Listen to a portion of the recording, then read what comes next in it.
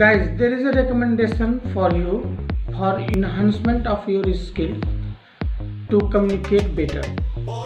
While you are reading any text, please try to speak out while you are reading. Speaking and reading at the same time will construct your mind in a good manner that you will be able to represent your thoughts, ideas and expressions. It is very obvious when the constructed sentences will go on from your eyes and at the same time you are reading it with your mouth, then it has an impact on your mind. After that you will feel comfortable to speak out your ideas, expressions in public speaking or interviews or in group discussions. So read aloud in starting. After that make a pace that you will go on the second stage.